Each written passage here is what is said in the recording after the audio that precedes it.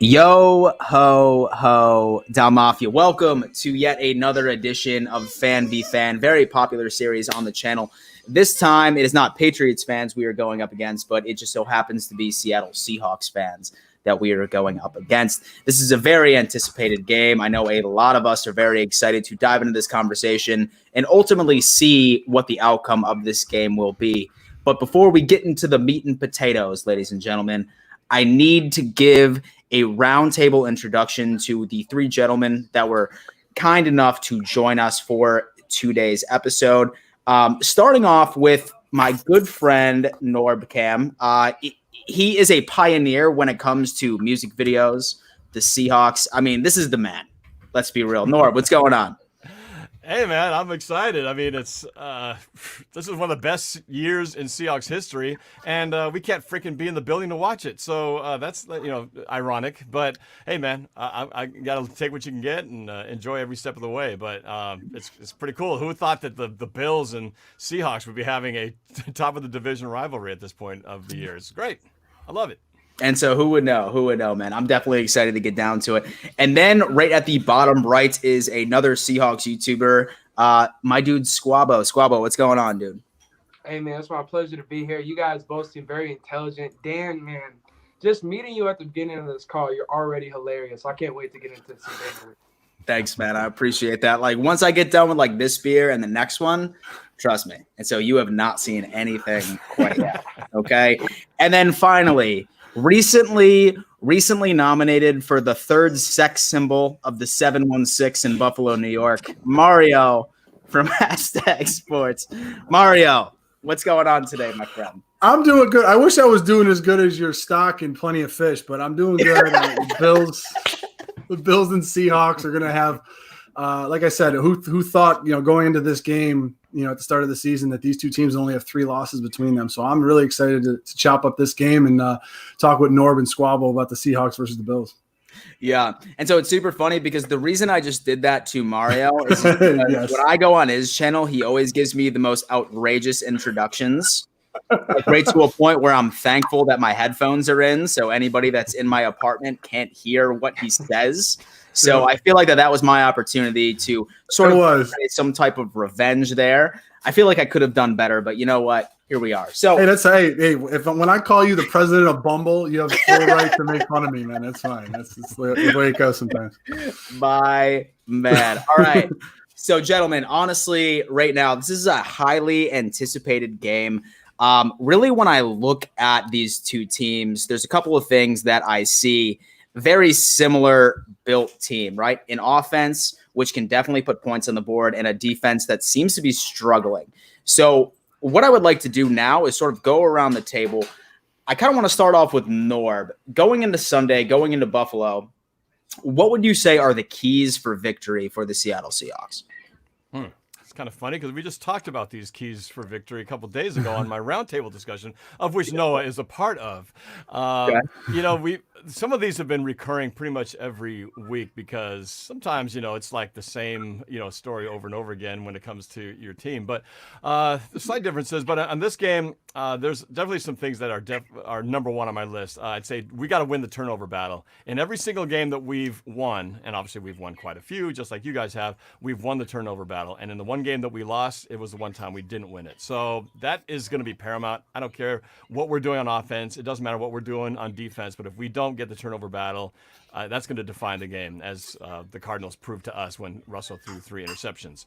So that's number one for me. Number two is I think our offense, Russell's got to cook, and he's got to cook early, and he's just got to keep on dishing it out. He's just got to keep on feeding it, man, and not slow down because we know what your guys' offense is capable of doing, and I feel like and everybody knows what Russell is capable of doing as well.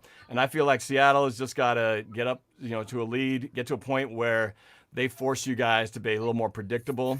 And that way the defense, which has been struggling through most of the season, has a little bit more of a ability to sort of pin their ears back and get after you guys if they know that you guys are sort of having to play from behind schedule. So that's number two. And number three, what was my third key? Noah, I had a third one in here, and it was pretty good if I recall. Maybe I'll just make this up as I go.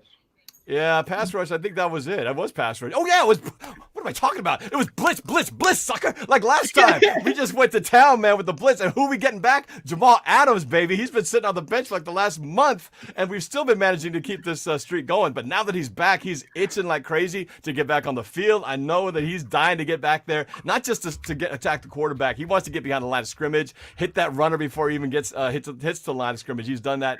He's shown he can do that in the first couple guys. You guys know that. You guys played Jamal Adams these last couple years in the same division, so you know what he's all about. But I'm really excited about what Carlos Dunlap might be able to do for us. Coming from those Bengals in that trade, we've been aching for a guy like him all year, all offseason, since last year. And now we finally got a legit all-pro, Pro Bowler type at defensive end. I can't wait to see it just with these two guys what they can do. And hopefully Bobby Wagner, who had a hell of a game, was Defensive Player of the Week last week. Let him keep doing what he's doing. So those are my keys. Turnovers, cooking early, and blitz, blitz, blitz. Get after it. And so it sounds like Dunlap's going to be in then? And so he's going to be playing on Sunday? Oh, he's playing. He's playing. Damn it. Well, hey, you know what? I mean, we'll go from there. Squabo, what you got, man? What are the keys? Hey, so every single week with Seattle, there's three things that instantly, like, you automatically know Seattle's got to do. We got to win the turnover battle. We got to get a pass rush, and we got to control our penalties. But those are three things that, like, against any opponent, I could say that. So what I did is I came up with some specific goals for the Buffalo Bills and looking at your team. Look, first of all, let's be very, very clear. I like the Buffalo Bills. I don't love you guys, but I like you a lot. You hate the Patriots. I hate the Patriots. I want to see you guys win the division every single year at this point. Like, I'm happy for you guys. This has been long waited, and it's well-deserved for Buffalo Bills fans. So congratulations to you guys. You pretty much already wrapped up the division, except Miami, but I'll give it to you guys. So credit to you guys. But one thing about the Buffalo Bills that I've noticed with your team, in my opinion, at times you can be front runners. And what I mean by that is when you have the lead, all is well. You have offensive versatility and you're tearing defenses apart. You have a good quarterback in Josh Allen, a good rush attack with two really good running backs, and you brought in Stephon Diggs. But when you trail in ball games, sometimes it can get ugly. It can get ugly quickly, i.e. the Tennessee Titans earlier this year. So my first key for Seattle, get the lead early. I want to make Buffalo Bills play from behind in this ball game. What else that creates for Seattle and leads to my second key, maintain offensive versatility. You guys are middle of the pack against the pass, but you're 28th against the rush defensively. And so what that means for Seattle, this is the let Russ cook here. This is the air it out to Russell Wilson here. While, yes, that's always going to be a part of our game plan, we got to run the football as well. We struggled to at times last week. It's important to have offensive versatility against you guys. And we do that by getting the lead early and maintaining it throughout the game. My third key, I believe Josh Allen last game, correct me if I'm wrong, no passing touchdowns, but a rushing touchdown against New England. And on the season, I believe he has 5 rushing touchdowns. Is that correct? Mario, is that right? Yeah, I got to be the stat monster tonight? Okay. Yeah, you do. I know that's exactly why I brought you on. All right. That's exactly why I brought you on. We'll do. I think that sounds about right, though. So it's either 4 or 5. So I think it's 5 rushing touchdowns on the year. So my third key is contain Josh Allen because, yes, he has an arm that can beat you at times, but I got some questions on if he can win a shootout with that arm. But if he's able to rush the football the way that he is so physically dominant. That's what I'm afraid of from a Seahawks defensive perspective. I'm not as afraid of his arm. As long as we contain Josh Allen, make him beat us from the pocket, I think Seattle has a good shot because we got the MVP trying to win that in the shootout. So once again, my 3 keys, get the lead early, maintain offensive versatility, and contain Josh Allen. It's 4 touchdowns, by the way. Four rushing touchdowns. Damn. And so Norb is giving the Bills stats for us today. It's okay, though. It's okay, though. Listen, someone's got to do it. I didn't realize my role. I'm sorry, sir. I didn't either. So we're all just winging it here. It's all right, Mario. So, I mean, I know that you and I are in the same camp of we really don't know what to think about this game. So I think that this is a great transition to hear your thoughts on what the keys to defeating the Seattle Seahawks on Sunday in Buffalo are. Well, the one thing is about the high-powered offense of the Buffalo Bills. They did come out of the gate really hot. They won 4 in a row, and they were scoring 30 points a game. However, over the last 4 games, they've only scored over 20 once, and they're 2-2. They got a 2-2 split in those games. So the key for the Buffalo Bills is to get out early. I mean, some of the things that Norb and Squabo you've talked about, they said, listen, you can't let this offense, be front runners and get ahead and get out in front of you.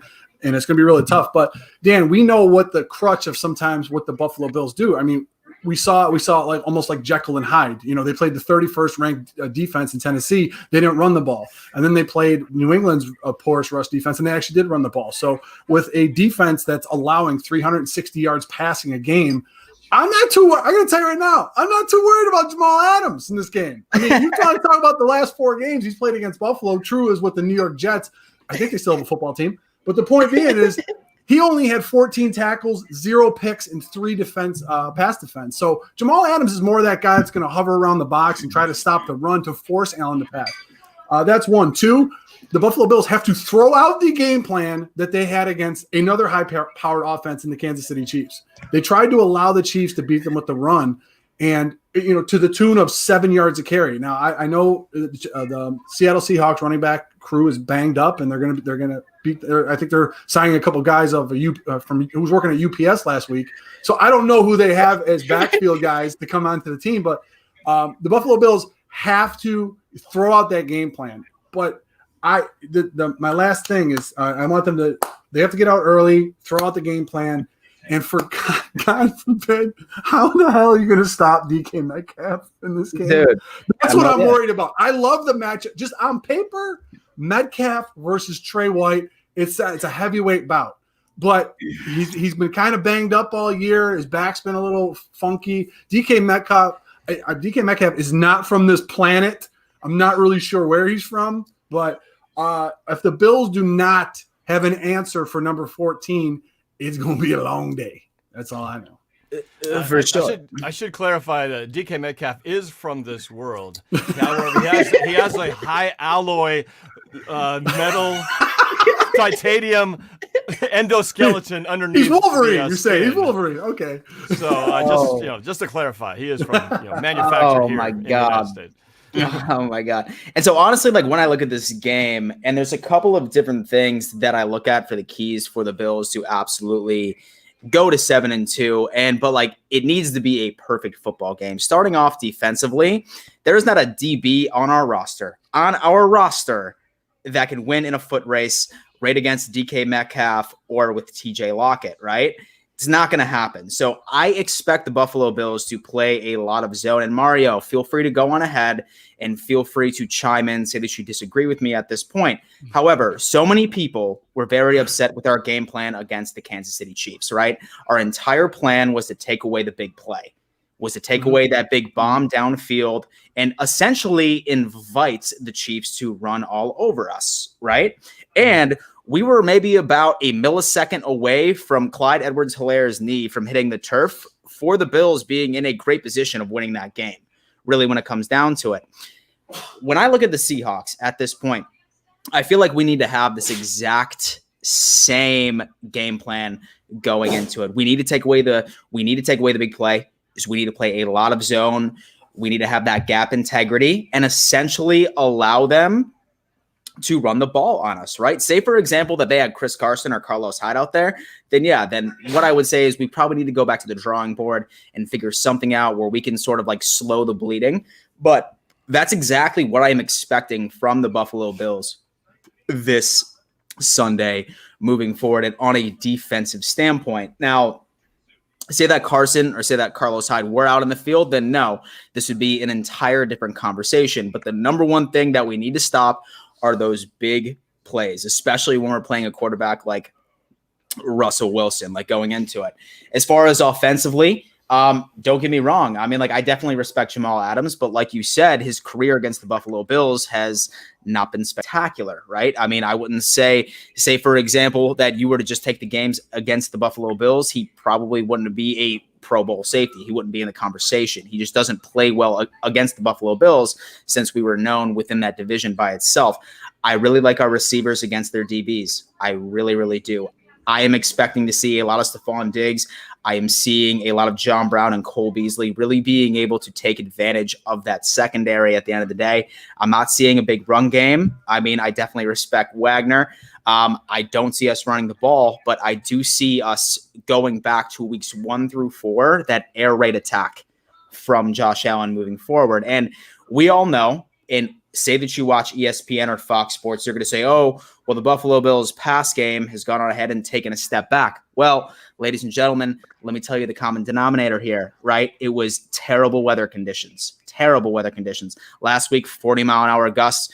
The week before, it was pouring down rain. Believe it or not, ladies and gentlemen, Buffalo is going to be damn 70 degrees in November. When the hell has that ever damn happened? It is pristine air raid weather right there. And I am entirely expecting the Buffalo Bills to go on ahead and take advantage of that fine weather and the weaknesses right within sort of that secondary right within there. So, I mean, as far as keys are concerned, I just need our Buffalo Bills offense to revisit through weeks 1 through 4 and really target our receivers and punish their secondary. Oh, Danny. So Dan, let me get this straight. Let's You said a talk, lot of let's stuff talk. out there. You said you got a lot of stuff in there. Some of it's okay. Some of it's I got to address here. So first of all, you're blaming the lack of production from the quarterback position on the weather. For sure. Okay. Sure. All right. I'm just making sure that that's the reason. So tomorrow, when it's 70 or Sunday, sunny and 70, and if he doesn't have a good game, you can no longer blame the weather, right? We're going to say right. Sure. So if he doesn't have a good game, that's just simply on him or on the Seattle defense. Okay. Just making sure. Just want to make sure I'm writing this down. And then to say that Jamal Adams was not very productive against you. Remember, he was on a team known as the Jets. So that would be like saying this. It's like taking the tire of a Mercedes-Benz or a Tesla and putting it on a Pinto and saying he wasn't very good in the race because when he was with the Pinto, he didn't do anything to. This is a totally different team, dude. You can't put it in context, right? Oh, no. Mario, save me. No. There's a couple of things I agree with Norm on, unfortunately. But I'm saying is, you got to understand that the defensive coordinator he had, Greg Williams, is known in this league as putting guys in various positions to win when he does have talent. Now, that first half of that game last year when the Buffalo Bills played the Jets, they shut out the Bills. They were completely unable to do anything because they had C.J. Mosley and Adams, and that's Williams. I mean, you want to talk about the Pinto. Well, it's not really the Pinto because Greg Williams is a guy that can put Adams where he needs to go. And that's the thing that I'm worried about in Seattle. I was just giving the stat breakdown as kind of like a prelude to it. But what I was saying is I know Seattle can get him to play, and he has a lot more weapons around him. I do understand that. As far as the weather goes, I mean, Dan, you really want to get in a shootout with Russell Wilson? He's putting up numbers that would rival the guys in the Big 12 right now. I mean, the numbers that he's putting up, 26 touchdowns, he's got 6 picks, he's throwing 71% completions. He's separated by Allen by 20 yards. And he played a game less than him. So I don't want this to be a shootout. If I'm the Buffalo Bills, I like your first part where let him run. Let a guy that just came in off the street, off the practice squad, let him run. Shorten this game up. Do not because – and the other thing is this. People are talking about you got to blitz him. You got to play man and blitz. I'm not blitzing Wilson. He creates more damage on the outside than he does when he's in the pocket. So I'm not blitzing. I'm playing 7 zone behind him. Mario, did you not watch that game? The one loss that we had. They're not the D coordinators. They're not going to go send a memo to their team and tell them what to do.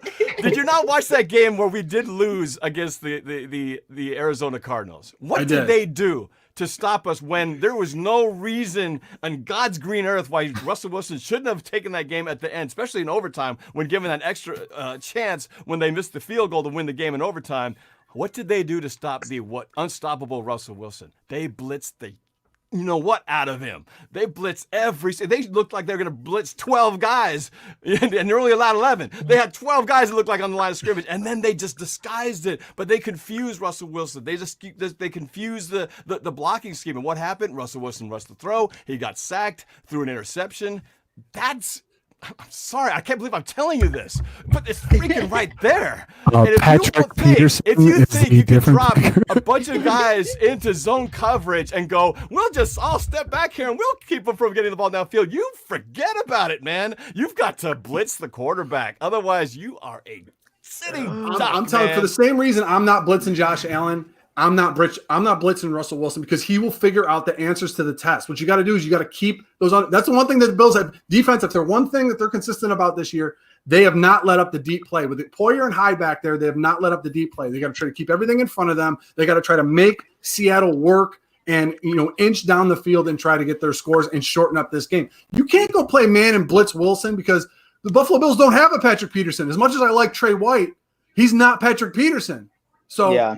I don't think that would be a good game plan. But the Buffalo Bills, they don't mix up a lot of stuff like the Cardinals did in that game. They don't mix it. They're like, okay, we're gonna play this and we're gonna punch you in the mouth. They haven't been doing it though. That's the problem with the Buffalo Bills defense this year. If they line up and blitz, they're coming. They don't disguise it very well. And so here's the deal, Mario. Like going back right to your recent take saying that you don't want to get into a shootout with Russell Wilson. In my opinion, my friend, that is the only way that we win this game. That is the only way that we win this game. There is nothing we could do defensively to stop the Seahawks from putting up at least 30 on us. There is nothing we can do to stop the Seahawks from at least putting 30 on us. We need a damn shootout. And I've said this before on Twitter. We are seeing two quarterbacks that are tied in, I believe it's game-winning drives, right? I believe they're both sitting at 11. I've said this on Twitter, and I will stand by it. If the Buffalo Bills are down by at least a score going into the fourth and we have the last possession, the Buffalo Bills are going 7-2 all day. Same thing with the Seahawks. Say that the Seahawks are down by one score and they get the final possession, they are winning that game. That's just where it is. We need a shootout or we're not winning this game. I don't know about that. I feel like if Josh Allen down the stretch, like there's question marks legitimately about is he going to be the guy that goes down and wins the game? I think you guys are like bringing up some really good points, but you're only hitting half of the mark.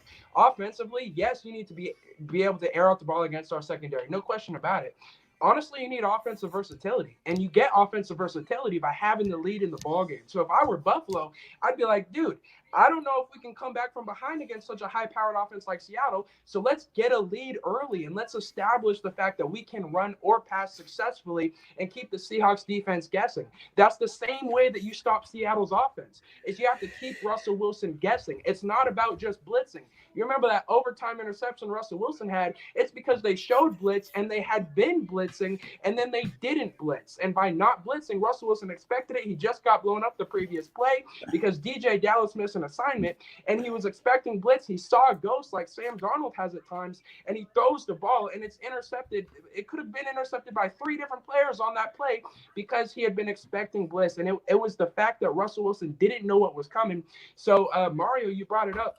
You guys haven't been too versatile defensively. You've been kind of playing straight up football. This is the game where you have to bring out your crazy blitz packages and your crazy blitz packages where you actually drop into coverage. You have to run surprise coverages, cloud disguise, everything. That is the way that you're going to beat Seattle.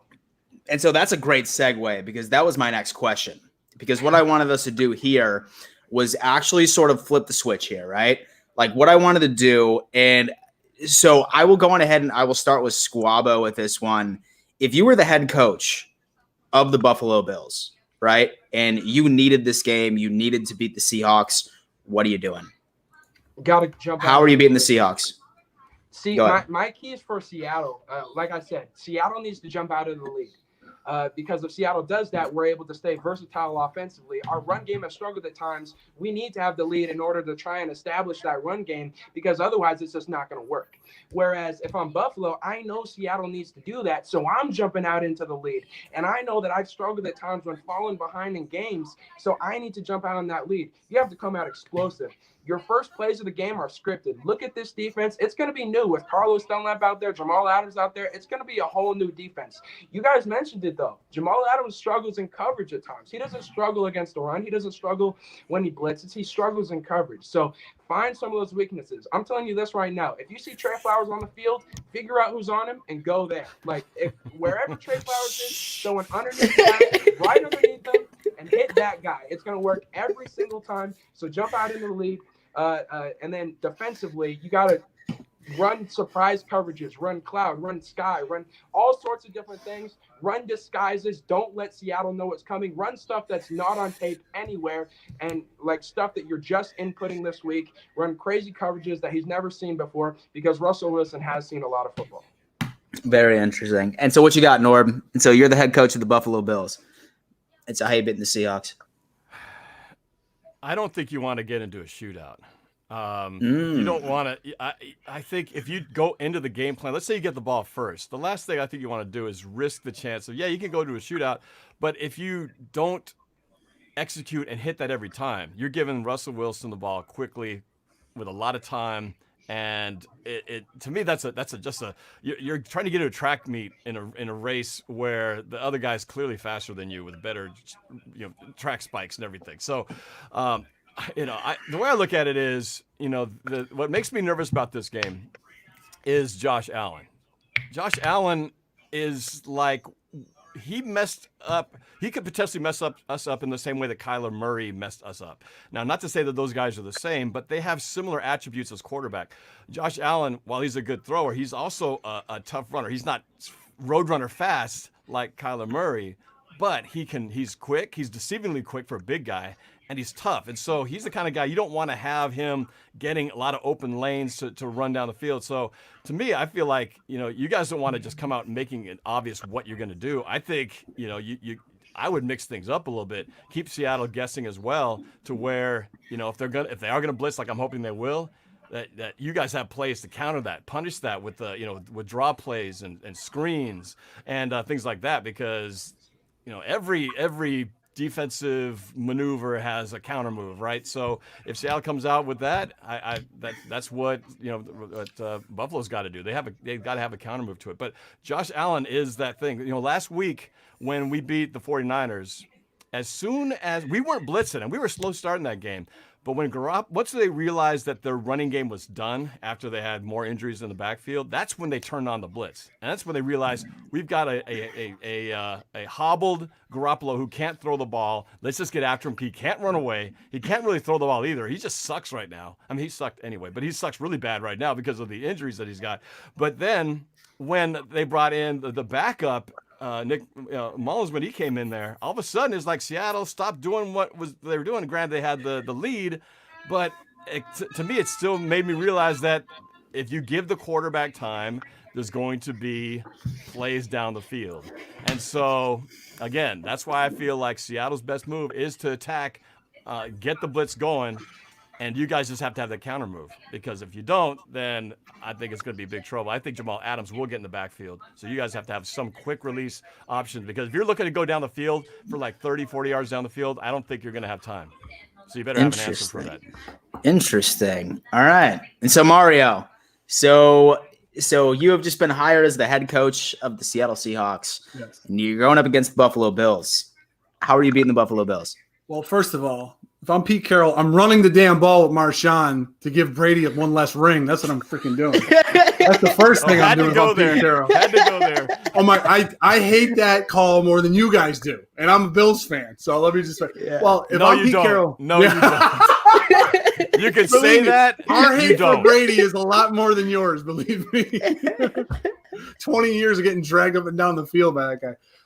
So what I'll say is this: if I'm Pete Carroll, I'm looking at my offensive side. I'm just on the offensive side of the ball. I'm saying, okay, I'm starting a practice squad guard, and I'm starting a rookie third rounder guard. Okay, what do I have to do to try to neutralize Ed Oliver, Quentin Jefferson, and Vernon and all those guys up front, or whoever's in, Phillips, whoever's up front there for the Buffalo Bills? What am I going to try to do? Well, the Buffalo Bills have an aggressive but a disciplined defense. So what you have to do is you have to run a bunch of motion. The teams that have run a bunch of motion on the Bills, getting them in and out, running a little bit of misdirection, they've gotten them out of their lanes, out of their assignments, and that's it. That's what's worked against this defense for a majority of the year. Plus the fact that you're not going to have I'm not going to have to face Matt Milano, who's one of the better coverage linebackers for the Buffalo Bills. He's not going to be in this game. I got a banged up Tremaine Edmonds, who's week to week he's trying to gut it out.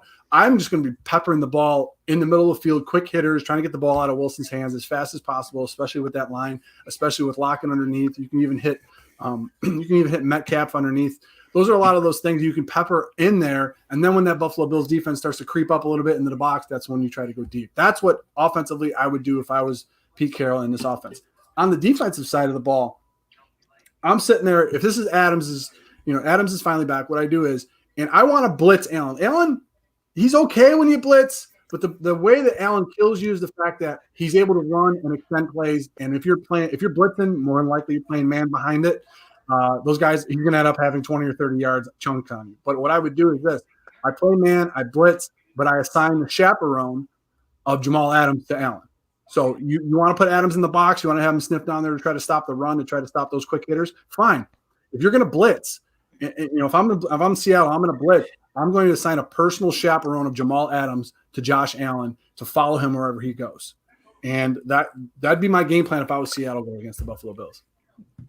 Very interesting. That all sounds pretty good. Although I think there's one bit of intel that you're a little bit off on, is that you kind of dissed our line a little bit. But to be honest, our offensive line has actually been probably the surprise bright spot in all of our entire team. Aside from, of course, Russell Wilson and the receivers, on the offensive side of the ball, the line has actually been, considering how much it's been just, ridiculed and criticized for so many years, they've actually are the reason why Russ can cook. Because he can't cook unless he has time. And what has he had time that he hasn't had in the last several years? He's had a line that has given him time. So on that regard, your approach is solid. I agree with you there. But I don't think there's that feeling that they are under having to worry about the front four as much. Like I said, I think you're going to have to manufacture pressure, because I think the front four are going to be taken care of by the offensive line. So that's just the one wrinkle in your philosophy, which is very sound. From an outsider's perspective, that's the only reason for me, is because I've always seen Wilson extend plays, get out of the pocket. If something's having to break down, he is a wizard at it. Probably next to Aaron Rodgers-esque, as far as a guy that can get outside the pocket and make plays on the run. If that happens to break down in there, he's a guy that can camouflage a lot of things that if you don't see them. But I mean, I haven't seen as many Seahawks games, this year as you have, so I'll definitely take your word for it as far as that goes. Well, but you're right. You don't want Russell on the outside, but squabo. There have definitely been some deficiencies in our pass blocking as a unit, but I wouldn't necessarily put it on our offensive line. We're going to be without Chris Carson, and we're probably without Carlos Hyde as well in this game, right? In this game, you're looking at Travis Homer, who he's been really good at pass blocking if he's available for Seattle. But whenever DJ Dallas is in the game, that's when you want to dial up those disguised blitzes, because his fundamentals have been weak. At the end of the Cardinals game, he was the one that led to Russell Wilson getting sacked, which led to the pick on the next play because he saw demons because of the last sack. So if there's one guy in pass protection that you really want to attack, when you see DJ Dallas on that field, go after him. Very, very interesting. And so really going off of what Mario just said, say that I was the head coach of the Seahawks and say that I was running their offense. There's a couple of things that sort of mimic what Mario just said. Number one, attack the middle of the damn field. Attack it, because we're not going to be seeing Matt Milano in there. And we have, I would say, probably a 40% Edmonds right there. Like, that is going to be the number one thing that I would be attacking. Because one thing that the Buffalo Bills have done well is not giving up that deep pass, those those huge deep balls, like going down into it. Like, the Bills do not let those go. Legitimately, just do a dink and dunk thing, attack that linebacker core, because we are absolutely struggling. And then just whatever receiver you have lined up against Levi Wallace, go on ahead and just attack the hell out of that guy, because it is going to be a long ass day for Levi Wallace by himself. He has definitely had struggles. Let's just say that, like, he struggled against Ryan Fitzpatrick during the Dolphins. I mean, this guy, like, while he is a fantastic cornerback when it comes to zone coverage, I don't think that he has the speed to be able to go up against either DK Metcalf or Lockett, one of the two. As far as the defensive side of things are concerned, I wouldn't recommend blitzing Josh Allen, to be honest with you. I really wouldn't. In fact, I would make sure that you have as many people as possible in coverage, because what Josh Allen has tended to do is he tries to zero in on Diggs as much as possible. And if you give him just pressure without out without blitzing him, he's going to be looking for digs, and he's going to try to force it down his throat, especially since John Brown has been probably playing at 60 to 70% the entire game. He is our first guy, and he is the only guy that he clings on to at the end of the day. That is exactly what I would be doing, say that I was in charge of the Seahawks going into it. So now what I want to do is I sort of want to like switch the buck here, because I know that Mario has a bunch of questions for our Seahawks friends over here. So I'm going to go on ahead and I'm going to pass it on to Mario. Sorry, bro. You're the host now. So go ahead.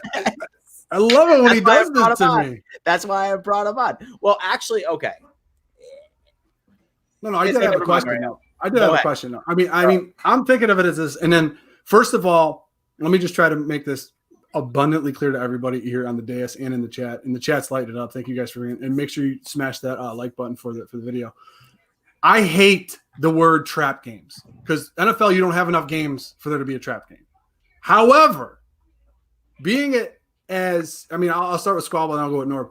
Being that the Seattle Seahawks are going to be playing the Rams next week, and, you know, teams always want to take care of their division games first and then their conference games. And then if they're able to win other games, that's great. You know, it's an out of conference game. You're traveling across the country. A lot of those X factors that certain talk shows like to talk about. Do you have any concerns about the focus of the Seahawks going into tomorrow's game or going into Sunday's game? Honestly, I really don't. And when I'm sure we're going to get into predictions at some point for this game. Yeah. I honestly think, based on how we played last week against the 49ers, I don't know how much you remember about the 2012 season, probably more than me, because you're probably brain a little more developed at that time. But back in 2012, Seattle went on a stretch where it was 3 straight games, high-scoring points, blowout victories, including a win at Buffalo, where we blew you guys out. What was it, 50-17? That was in Toronto. It doesn't count. We don't even remember that. Earl Thomas got a pick 6 in that game. Russell Wilson 3 rushing touchdowns in that game. And that was part of a stretch where we were at San Francisco, versus San Francisco and versus the Arizona Cardinals as well. 3 straight blowout victories. Gotcha. Watching Seattle last week against San Francisco, I am projecting, to a lesser degree, a stretch similar to that, where this is our most important stretch of the season. But last year, Seattle was 7-1 on the road, including 10 a.m. games and across the country games. This is almost as far across the country as Seattle can go to play a game, and Seattle has succeeded in traveling across this country for very difficult ball games against very difficult opponents. It's something about being on the road. Seattle's actually more locked in than at home over the past 2 seasons. That's one thing that I think goes in Seattle's favor. Again, this is the most important stretch of Seattle's season, and last week we just blew out the 49ers without Jamal Adams, Carlos Dunlap, Benson Mayowa, our 2 best running backs, and a starting left guard. Like, we were limited heading into that game, and we blew them out. We have learned from our mistakes, losing at the Arizona Cardinals, having multiple opportunities, not taking advantage. I think Seattle is locked in. I think Seattle wins this game going away. I'm not going to get my score prediction yet, because we're going to get into that in a little bit, I'm sure. But I think Seattle's locked in and focused on Buffalo this week, and I think it's going to show. Beautiful. I think the only curveball I want to throw before I kick it over to Norb was, I think the Buffalo Bills, at that point they were 5-8. I think that loss took them to 5-9. So they weren't a team that you were worried about anyway, and they weren't even playing in their own stadium. They were playing in Toronto for Christ. But that's the only wrinkle I wanted to throw in there as far. But I love it. I love your points. No, that's fair. And like I said, I don't think it's going to be 50-17. I think it's going to be a little bit closer, just barely a 2-score game. Awesome. Yeah, definitely. I don't think there's any trap. Well, actually, no, there could be a trap game. If it's going to be a trap game, it's one of those ones where it's so, your opponent is so overlooked. And we do have a couple of those, right? When we face the Giants later in the year, and we face the Jets, and those could be trap games. I don't know if it's possible, but I mean, it could be. But that's what would define one if you were to lose to a team like that, who you have no reason losing to. Yeah. This game, definitely, you guys are in first place. You're playing really well. You guys have the same number of wins as we do. There's no looking past these guys. Not to mention, anytime it's an on-the-road game, 10 a.m. start. I think Seattle does take pride in the fact that they've sort of exercised their demons of the past, where they used to be hamstrung by 10 a.m. games. Now it's kind of I think they swung the pendulum the other way and have actually done very well, but way better than 500 in games in the 10 a.m. start time. So they managed. I think they take pride in doing that. So I think they will definitely be prepared for this game. One thing that's worth mentioning, you always have to take into account the injury situation. And again, when I think about our coverage situation, we're still missing our number one cornerback, Shaquille Griffin. He's still out for this week. Isn't that right? Noah or Squabo, he's still not playing. He had a concussion and a hamstring issue. So we're still missing him. And granted, we got the win last week, even with his absence, but nonetheless, without him there, it's still concerning about what we can do in terms of being able to cover your receivers for an extended amount of time. So I still stick to my guns. I know you guys said it's a bad idea to blitz Josh Allen, but I don't mean like sell out and leave him open lanes to run, but I feel like now that could all change because we don't know what's going to happen with Carlos Dunlap. He could flip the whole script and suddenly come out and just be a monster on the defensive end. But if all things were how they were prior to his being here, if it was going to be like how the defense has played all season, I would feel like we are not getting there with 4 down linemen. We have to blitz. Even last week when we sacked Garoppolo 3 times, it was all because we manufactured pressure. None of that was from our front 4. So we have to keep doing that. It does, otherwise Allen is good enough quarterback. He'll pick us apart. So that's my additional feeling on that situation. Yeah. And so very interesting. Honestly, like I was actually in the bathroom and I was grabbing myself another beer and a question just came to me, right? Inspired right here, right? Great things happen in that room. Mario, don't give me that face, my dude. Don't give me that face. I'm just listening. You're just listening, my guy. I'll tell you though, man, I don't know about you guys, but I get my best ideas for videos and songs and things like that either in the shower or on the toilet, man. And when you're on the pooper. I'm telling you, when there's you're on the something pooper, about that. I don't know. Your body's more receptive. Something's coming out, so everything has the ability to come in. I don't know what it is, but it's a world of inspiration in there. But sorry, didn't mean to take away from you, man. Go ahead, Dan. I love it. And so honestly, I think that this might actually help out Bills fans as well, because when I look at the Seahawks and when I look at the Bills, the number one thing, especially once you get to the pessimistic Bills fans, they will always say, "Oh, well, the Bills barely beat anybody, right? Like they didn't blow out this team, etc." And then when I look at the Seahawks, right, like the vast majority of your wins have been by 1 score. And I'm curious to hear if like you're hearing that from your fan base as well, and whether or not that's a concern for you guys as well, that you're not putting away teams significantly when you should, right? So, I mean, starting off with Norb, like I'm like sort of curious to hear your thoughts on the way that the Seahawks win their games, and whether or not that matters at all. I believe, I don't have any stats to back this up, but I do believe the number of patients admitted into Harborview Medical Center due to heart attacks has gone up 50% since they started playing. No, everyone's aware. Everyone's aware of it's like every time a Seattle game starts going, it doesn't matter at what point we have a lead, and they're going, oh, here we go. They're going to have to do this to us again. It's been this way all season.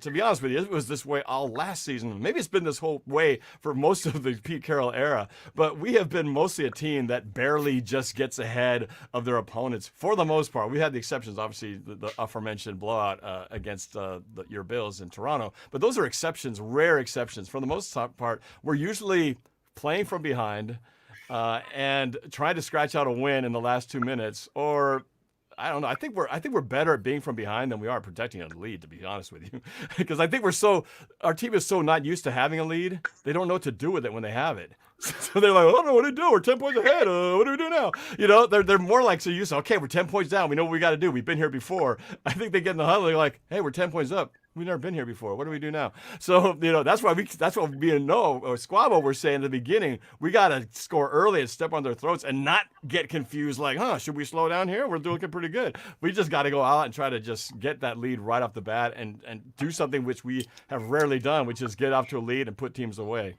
It's just such foreign territory. But no, everybody is very well aware that the Seahawks have been winning these games by the narrowest of margins, and sometimes inches have defined half the losses or wins of this team this year. No, man. It's not good for the soul, man. Heart's hurting, man. So, Squabo, so what you got, man? Man, well, when you're talking about the Seattle Seahawks, yes, we are in far too many games than we should be. We keep them close. But part of the problem that we're facing, and that this has been a problem for Seattle, people just aren't really connecting the dots. When you're ahead in a ball game, like Seattle has been the majority of the year, we didn't trail that Cardinals game until it was over and we lost pretty much. We trailed against Minnesota for the entire game, but we still ended up winning that game. Outside of that, we've pretty much led the entire year. The problem has been outside of the first two games and then the first half against Dallas, we haven't had a pass rush because Jamal Adams hasn't been there. Well, when you're ahead in ball games, that's when your pass rush is at the advantage. They get to peel their ears back and just go after the quarterback. And that's what Seattle hasn't had to this point. So we've been building these leads, and then we haven't been able to get after the quarterback, and we're dropping our secondary back, and everything underneath is open because our defensive line hasn't been getting through to the quarterback. Well, what we saw in our last game was even without the personnel, we were without our two best pass rushers in Jamal Adams and Benson Mayowa, and we still hadn't had Carlos Dunlap on our team. We dialed up the pressure with our scheme, and that's what's going to be different in this game, in my opinion. Seattle has Jamal Adams coming back. We have Carlos Dunlap making his debut with Seattle. That combined with our scheming of our pass rush, if Seattle gets the lead in this game, I think we're going to see the best pass rush we've seen in a while. And I think that's what it's going to take at Buffalo, because you guys are a really good football team. So I am not as concerned because our pass rush has been injured and we hadn't traded for Dunlap to this point. But as we move forward, I think that pass rush is only getting better. Very interesting. Mario, all right? Well, I mean, it's funny to talk about this stuff, Dan, because you look at it's easy for fans to kind of draw comparisons for certain things. I mean, you want to talk about the Seahawks. They beat the Dolphins by 8 and the Pats by 5, and the Bills beat both of those teams by 3. So it's also like a fun thing to talk about. Like Dan and I remember when, the Raiders beat the Chiefs and then the Bills beat the Raiders. So everyone assumed, hey, if we beat the Raiders who just beat the Chiefs, it's all about the matchup. Mm-hmm. And no one knows matchups and adjustments better than number 3. This guy's an animal. You're talking about a guy who's 92-42 in his career, and he didn't get there because he wasn't able to make adjustments either on the fly or at halftime and during games. This guy has 41 victories. 41 of his 92 victories come when the game is between 0 and 7 points. So it's about the adjustments. I know they give you a heart attack. There's not going to be many blowouts for teams. This year, because no one had a really good, no one really had a full camp. No one had a preseason. So you're starting to see certain things that get adjusted on the fly when it happens in the season. But I don't expect teams to blow out any other teams very much anyway. But so it's the adjustments. It always comes down to the adjustments. You got a seasoned head coach. You got a seasoned quarterback coming into Buffalo. Those are two things that can overcome certain things. And they're 6-1 for a reason winning those close games is because they're able to overcome and adjust. So that's the thing that worries me, and that's where Seattle has a leg up on Buffalo in this game. Very, very interesting. And so, yeah, honestly, me being a fan, I have always been a guy that has always said a win is a damn win, right? Listen, ladies and gentlemen, one of my favorite Bills podcasters on the Rumblings Network, his name is Bruce Nolan. He basically said the other day, saying that this is not college football, right? This is not college football. You cannot expect your team, especially in the NFL, to put up scores like 52-3 on a regular basis. It just doesn't happen. When you're playing an NFL team, a win is a damn win. And I know, listen, it's fun to watch your team blow out a team, but say, for example, that they win a nail biter at the end of the day, like, celebrate in the streets, baby. You just beat an NFL team. Be happy right about this. And ladies and gentlemen, let's just put it this way. I have a feeling that this game is about to be a super, super close game on Sunday. I am sticking to my guns, saying that regardless if Mario does not want to see this, I'm going to say this right now. It is going to be a damn shootout. It is going to come to whoever has the last possession of this damn game. This is exactly what is going to happen. So we should all be excited, which is a tremendous, tremendous segue to the last portion of this live stream of final score predictions and a bold prediction. And I'm gonna pass the mic over to Mario for this one. You've been playing too much Madden, bro. That's all. I have been. And so I'll wax that ass too. Let me know. So because of the injuries, because of the high-powered offense that Seattle seems to have, or not seems to have, they do have. I'm very worried about the Buffalo Bills defense being able to contain Russell Wilson. I do expect it to be a high-scoring game. I don't expect it to be like a 50 to 55 shootout. I expect it to be a high-scoring game. I expect Josh Allen. Well, my bold prediction first is that Josh Allen will have more passing yards than Russell Wilson, and the Buffalo Bills. The Buffalo. Hey, listen, can I give my reason after I give my score? Because here's my reason. The Buffalo Bills just choking over here. The Buffalo Bills are going to unfortunately lose this game 31-28 because, and I'll say my comparison I always bring up is Dak Prescott. Dak Prescott threw for almost 5,000 yards last year, and they went 8-8. You know why? Because they were losing by 14 or more points by the end of the game. So Dak was just throwing the ball over the place, and the defense was letting him have it underneath as they chewed clock up. So 300-yard games, yes, they're nice and they're fun. However, if you're throwing a lot of 300-yard games as a like Dak Prescott did last year, it's because you were losing those games and you had to throw to get back in it. So not necessarily having more passing yards is the reason why they're going to win. Is reason why, but I think that Russell Wilson and the offense of the Seattle Seahawks, they're going to try to run the ball. They're going to make a more conscious effort to run the ball on this weak rush defense, and Wilson won't have to throw for 300. So that's why I think Allen's going to have more passing yards than him. Interesting. All right, Squabo, what you got? Mario, I almost agree with your bold prediction. I like that a lot. I really think Seattle's a team, like, every time I look at Russell Wilson, 4 touchdown passes, 226 yards passing. I was like, dude, where did we even, how did we end up in the end zone? It's because of turnovers and rushing game at times. My score prediction for this game, I think Seattle wins going away, 38-27, high scoring by 11 points. And my bold prediction, Seahawks defense, 5+ sacks. Ooh, nice. Wow. Okay. That is bold. I'm not going to lie. That is bold. Nor, what you got? All right. Some similarities, some things very different. I have to go with, at the beginning of the year, this is a little shameless plug for one of my videos, but every year before the season starts, before the first game is ever played, I do a season prediction video, and everybody does, right? They all go through there. Oh, I think this is going to be a win, this is going to be a loss, this is going to be a win. So I didn't want to do that same old, just go through the things and just count them up. So I made a season prediction music video. So what I do is I took every game, I predicted the score. I also spelled out how I thought the game would go, and I would do it set to music. So it's a music video. So all the lyrics have been changed to tell the story of the season. Sometimes I'm lucky, sometimes I'm way off, but I just have to say at this point, I'm exactly perfect in terms of the wins to loss ratio. I said we'd be 5-1 at this point in the season. We're 5-1 right now. And for the record, I said we would lose this game 28-21 in that video. However, I have the right to amend my prediction, which I am going to do. I'm going to say it's the same score. I'm going to say it's not going to be quite the shootout. I think the things get slowed down a little bit. I think the teams try to run a little bit more in a game that it's so easy to say, oh, the weather's great, they're just going to throw 5,000 yards everywhere. I say they're going to slow it down a little bit because they don't want the other team to keep on running the track meet. It becomes 28-21 in favor of the Seahawks. 28. And my bold prediction, and that's relatively low scoring in this day and age. My bold prediction, Squabo kind of stole my thunder, but he said 5 sacks. I was going to say that we would get 3 sacks, and they would 2 of those will come from our defensive line, which would be a season high. So that's my bold prediction because no, you can't say that now. You can't go less bold than the bold prediction. Come on. Well, yeah, but you stole it. That was my initial. That was being bold until you opened your mouth and said we're gonna get 5 of them, which I think is like I think that's like slightly crazy. But hey, man, if we get 5 for sacks, I'd be loving it, man. I mean, you're going big time bold. I'll just put this as a little caveat, make it even more bold. I say 5 sacks. I say 2.5 are from Dunlap. Interesting. Okay. I could go with that. I can go with that.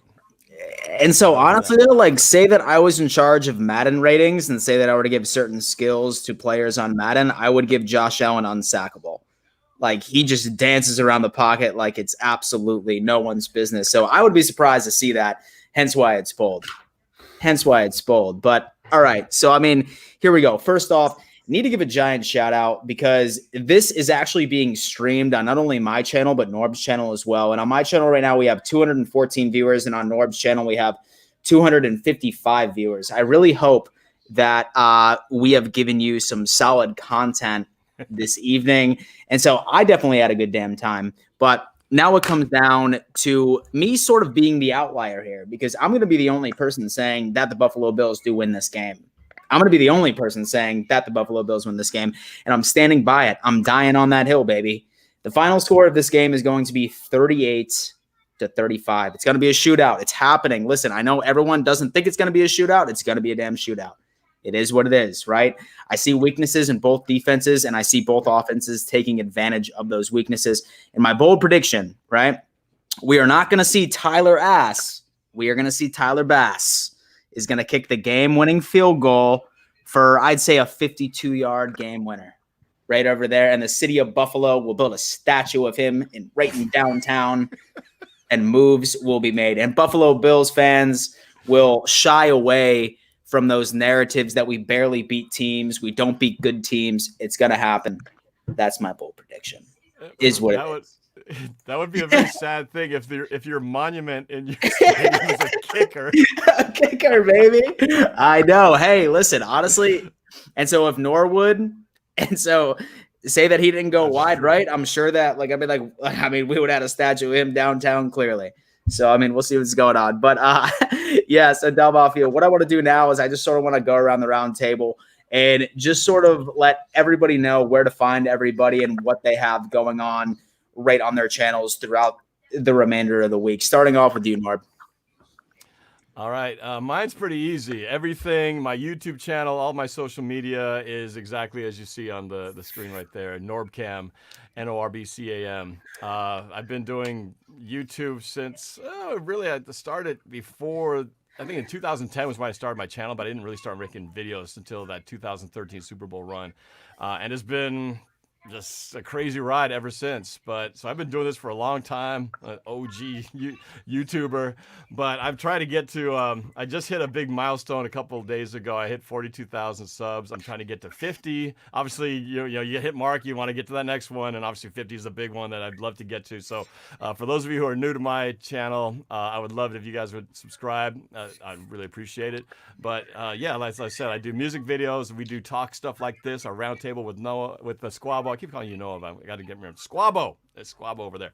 And yeah, but I do comedy sketches. In fact, I'm going to be doing a rival sketch tomorrow for release, just to put a little prelude about this game with myself and a character you will soon discover sitting on a park bench talking about this game. So that will be premiering tomorrow. So yeah, and then I do some Madden stuff as well. I'm learning for the first time playing Madden, and I'm simulating this game tomorrow as well before we actually play it. So we'll see how it goes. But yeah, so what do you play on, Norb? And so what do you play on, an Xbox or PS4? I have an Xbox One. Okay. And so I have a PS4. Was about to say, you should totally invite me and you and I should play. No, I shouldn't, because you would kick my ass. Beautiful. I've only played 3 whole games, so I'm total noob. But I'm learning. It's fun. I enjoy it. It's a great time. When I get a little bit better, though, man, we'll figure out a way we can have a little hell yeah, little battle. Hell yeah. Even we got 2-on-2 squads. That's true. Actually, Squabos. It's me and Mario. He's got it going on. Okay. And so Mario, all right. Well, I have the ability of Norb right now. I bet you. And so Mario, perfect. So we got Squabo, and Dan. You guys are both pretty good. And Mario, are you saying you're pretty weak? You're pretty not weak. that great. I'm not gonna lie, well, you and I would be perfect together. So 2 good guys and 2 sucko guys, balance everything out. It'd be a great game. Can I just drink and bet on the game? Can I just do that? For sure. So Squabo, and so what you got going on your channel this week? Yo, I'm about to drop a video about this game tomorrow. I do a show every single Saturday. You can find my YouTube channel at DJ SQUABO. Same as my Instagram handle. I post videos every single week. I do a show on that channel every single week. I'm currently a student at Washington State University, broadcast news major. I'm an aspiring sports analyst, and I do work for the radio station here as well.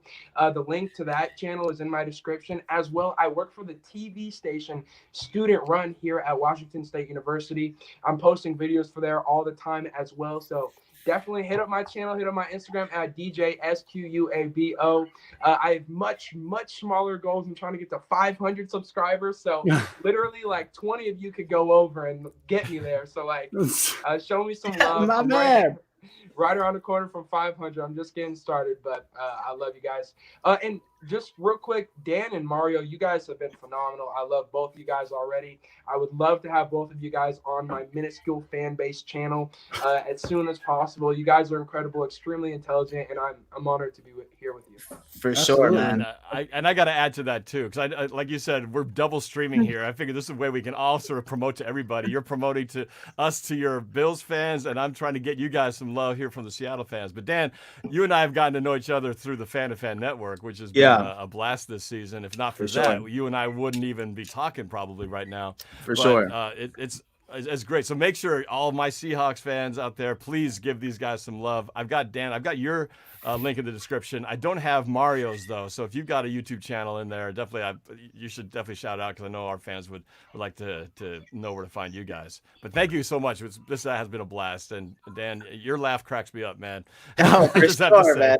Hey, man, I appreciate that. I appreciate that. Mario, what's good? Yeah, you can find you can find us on YouTube at #sports, and also on Sportscaster at #sports. We're both on Instagram and Twitter at #sports. We're going to be doing our post game, and we do our roundtable with Dan and a couple other Bills YouTubers as well throughout the week. So, and we're also going to have our hype videos for the next game.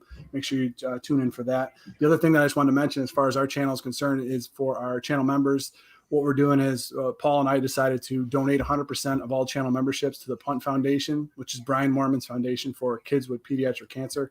So make sure that you go over there. If you want to become one of the hashtag heroes, you get behind the scenes, blooper reels, film breakdown, salary cap. You get all that fun stuff. Plus, if you're one of the Hall of Famers, we have a live Zoom call with all of our Hall of Famers, just kind of talking Bills football. So make sure that you go and hit the subscribe button. It's down in, if you're in Dan's channel, it's down in the description down there for #sports. So I had so much fun on that. This was a great time with Noah and Norb. You guys, we're going to have to hook up again. You know, when Seattle plays Buffalo in the Super Bowl, we're going to have to do this again. So we're going to have to make it happen. Yeah. And so, hey, Del Mafia, once again, thank you so much for tuning in. As far as my channel is concerned, I am going to be putting the video version of my podcast out on the channel tomorrow. I actually started the podcast with former safety of the Buffalo Bills, Aaron Williams, about 2 or 3 months ago. We drop our audio version on Wednesday, and then we drop our video on my channel on Saturday. As well, I am very vastly approaching 10,000 subscribers, an awesome milestone. I'm super excited. And to celebrate that, I am giving away either a PS5 or an Xbox Series X. In order to enter this contest, what you need to do is you need to be a subscriber to my channel, like this video, and then screenshot it and send it to my Instagram at @RealDanMitchell to enter the contest. And get this. If you subscribe to these 3 gentlemen right here and you send me proof of that, then you get 3 extra entries as well. So what you do is go on ahead, subscribe to all 3 of them, and I will put your name in 4 damn times. And you could have an opportunity of winning that new next-gen game console, baby. So make it happen. Am I eligible? Right. Sure, Squabo. Sure, man. Squabble's like, I got 1,000 subs and a PS5. I mean, dude, let's make it happen, dude. You know what I mean? All right. And hey, Del Mafia, thank you so much for tuning in to yet another edition of Fan v Fan. And above all else, let's go Buffalo.